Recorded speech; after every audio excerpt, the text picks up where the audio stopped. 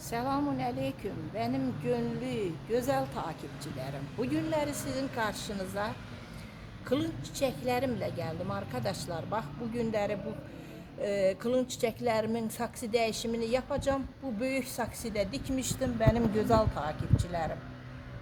Şimdi de bunu toprağını böyle döktüm.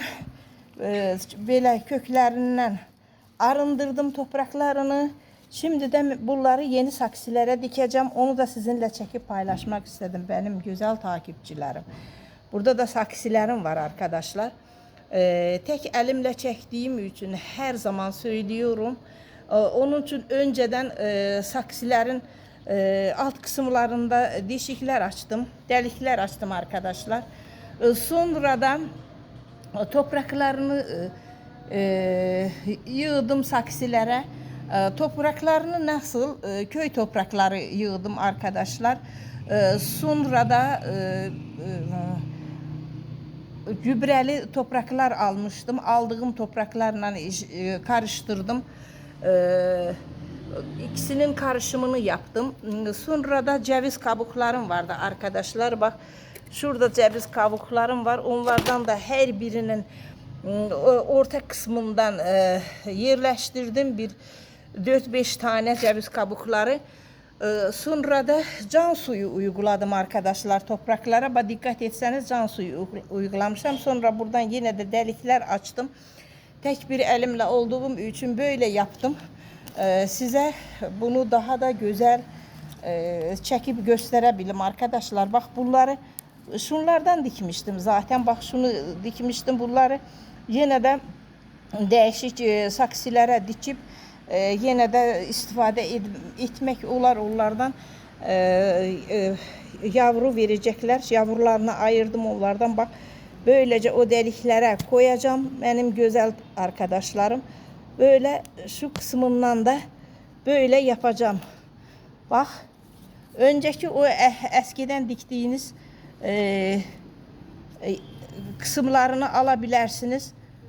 Bak böyle bunları teker teker arkadaşlar şunlara bak böyle bak köklenmişti.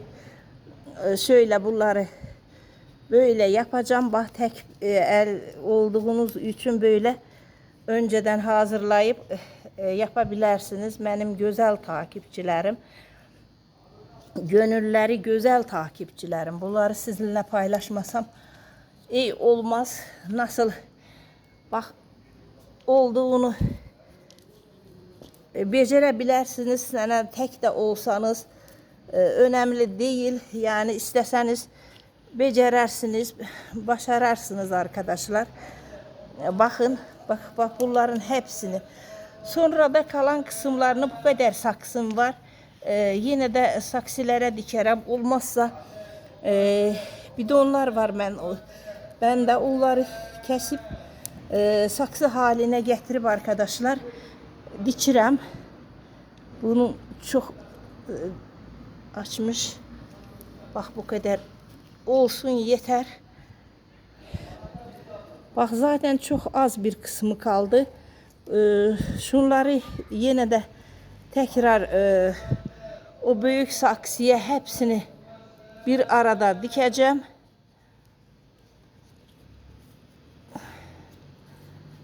Bak böylece arkadaşlar bakın yine de kalanlar var. Ben onların hepsini alıp o biri büyük saksıda dikeceğim arkadaşlar. Bak böyle bu kadar benim kılınç çiçeklerim oldu.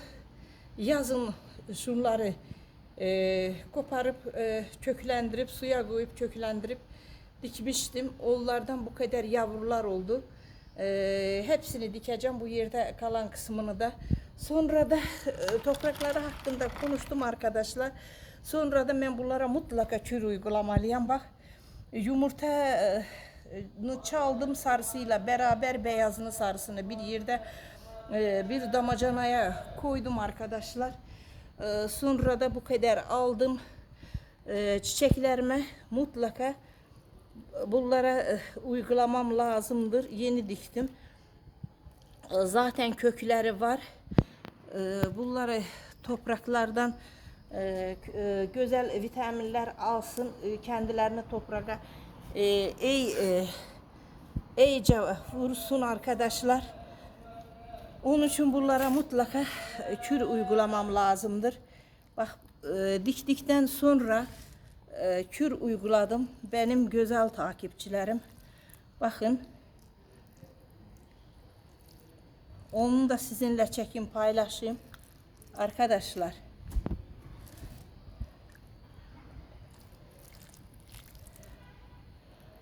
Bak bu kadar.